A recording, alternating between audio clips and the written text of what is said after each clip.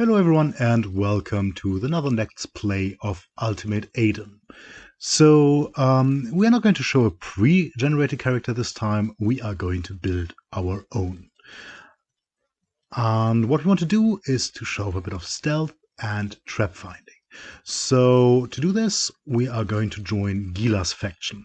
Gila gives us some bonus to swords, a female gives us dexterity, a human adds more skills that we're going to need for the access to the mundane skills, and adventurers allow us to spend a lot of free skill points across all different things. So we're going to start with swords. Parrying is always good because we don't want to take any damage.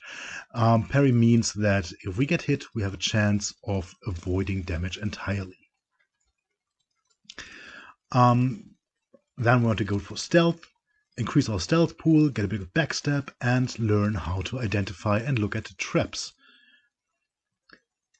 This pairs very well with some light armor use, which allows us to carry more loot around. Well, right now, loot isn't really a thing in Ultimate ADOM, but we're planning for the future and just trying out different builds. So we're going for high dodge and speed increase so that we can run away from monsters. This adventurer is called Eris, and we're going to see how she fares. So Gila gives us a mission. The mission at this point are still not implemented yet, but they're just a hint of things to come. These are the final missions. So every single faction will have different missions. So let's see how this goes. We are starting with a sword and a dagger. And first of all, we're going to smash the urn, which keeps us from killing this goblin. And the bat. Well, the goblin has a better sword than the knife on our hands. After all, we specialized in swords, so there's no point in running around with a short blade, which is a skill tree which will be implemented very soon, and focus on speed and negative attributes. Well, as you can see, the random dungeon generator isn't quite up to par yet. Here's a room with a lot of different things. By the way, you can topple some things, which causes burning oil to spill, which will cause any enemy caught inside this to burn.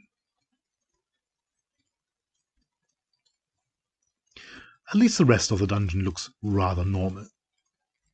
We have a health pool that we don't need right now, because we are unstoppable. And going downstairs to get better equipment and more experience points. The further you go down, the more powerful the monsters become, as usual, and the more experience points you get. So this one is still neutral. We can still attack it via the interaction menu, though, which is going to be very important when we're stealthing around and monsters haven't noticed that yet. We can displace them invisibly, which costs some of our stealth pool, but we can also attack them. Oh, there's a secret door. Just like in ADOM, there are very, very few areas which run into closed cul-de-sacs. While this is a large cul-de-sac, apparently there's nothing in there yet. At least we have our trusty auto-explore feature. There's something with at least some equipment that we can use. The iron boots have much better values than the leather shoes that we start with, and having a cap.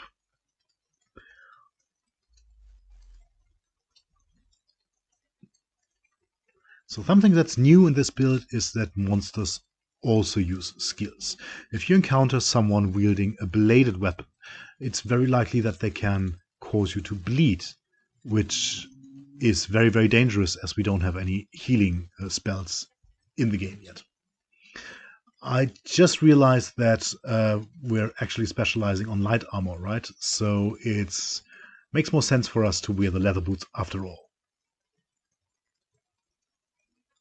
to have increased dodge value. We don't want to block anything, we don't want to parry if we don't have to. We just want to kill things as fast and efficiently as possible, and if they hit us, we want to dodge. Approaching some monster with ranged combat can be quite tricky. Well, this was just a slinger, and he's not going to do much damage even if he manages to hit me. So you can see here, we finally have stacking gold coins. There's no longer individual gold coins lying around, they're actually a pile of gold.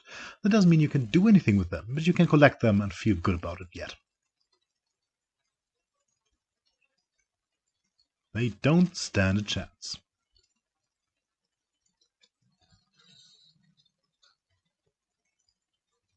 Oh, there's Jokar, our old friend.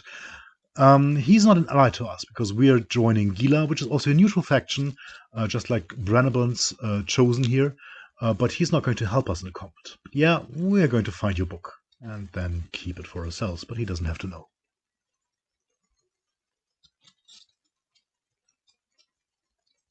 Oh, you know what?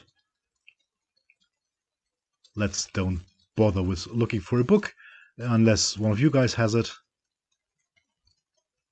You? Nope, no books there. But a shield. So in case we do encounter something slightly different that forces us to take a more defensive approach.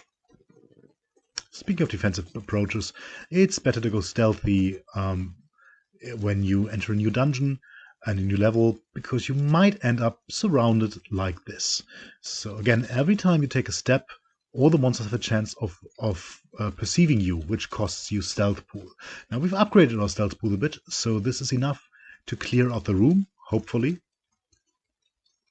And now, being stealthy, they don't react to us, and we have to trigger the attack manually via the action wheel. And we're going to give our stealth a bit of chance of regenerating. Oh, okay, so door traps aren't identified yet by a trap skill. We do have tension rooms in there by now, which you probably see so in the other playthrough. These are harmless kobolds. We can handle them. We don't have to retreat. Again, they don't stand a chance against our superior light armor. Does anyone have anything interesting with them? Well, there's a potion, but potions don't do anything yet, so let's leave them lying around. I could have picked up a sling and defend myself, engage in epic range battles, but without skills, this will look rather pathetic. We're better sneaking our way in and then... By the way, if you see me lagging slightly here with the case, it's because we have a new functionality and controls in your setting menu. Some people complain that the keystrokes have been recognized too fast and they sometimes do double moves. You can adjust it here at your leisure and find the perfect way. We still have deadly water drains, by the way, which are automatically generated procedurally as well. So you probably saw this in the AGX demo, that you can still die if you accidentally venture into too deep water. We do have a diary in the game right now, where all the memorable actions that you've taken are written down automatically. So we have a couple of skill points to distribute. This skill allows us to jump back, or have a chance of jumping back if we're hit, instead of being hit.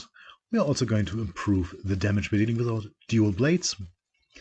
So this looks pretty fun. And down we go. We're full of health. We don't have to hide.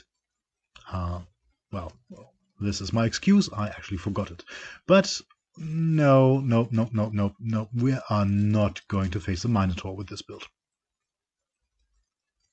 Let's look for the other exit.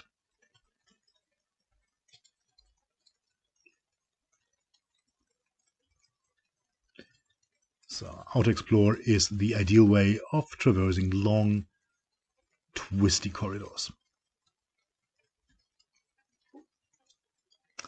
Oh, there's too many arches there. My stealth pool hasn't really regenerated yet, but we're still quite powerful.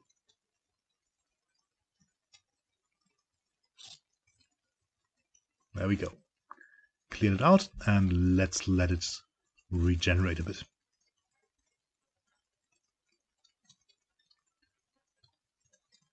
And we're going down towards more loot, more experience, and hopefully some tougher enemies. Well, he wasn't.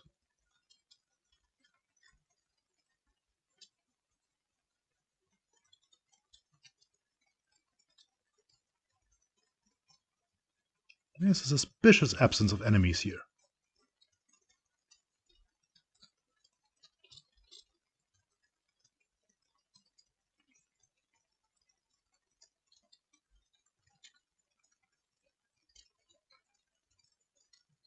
Now, where are they hiding?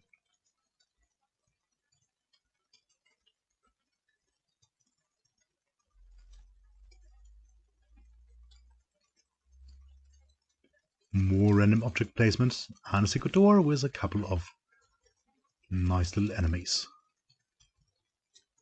No interesting loot though. We're actually looking for a slightly bigger shield to use in emergency combats. I'll take that wall. Oh, by the way, hitting walls is no longer advised unless you have a weapon specialized on that. So blunt weapons work really well. Axes work slightly better, work slightly worse. And bladed weapons take a long time because weapons now will break and deteriorate if you hit walls with them. So if you want to start digging, carry around a couple of extra axes with you or hammers. Something you can also probably see is that we have a new lightning system in place. So the further away you're spreading some light as a player, and the further away something is, the more shadowed it is.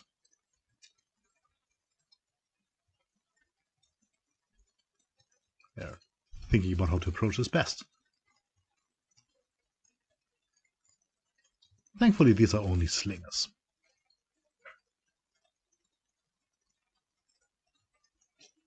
Even our paltry leather armor should be able to protect us from this.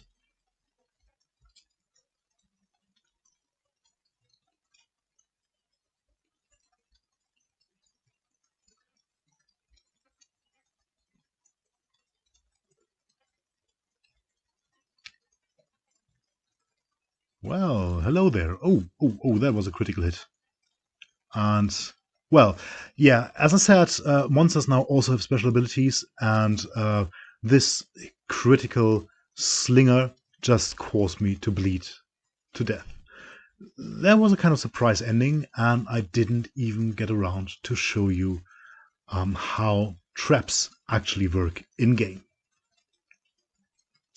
So this is not a problem, because we have something prepared here.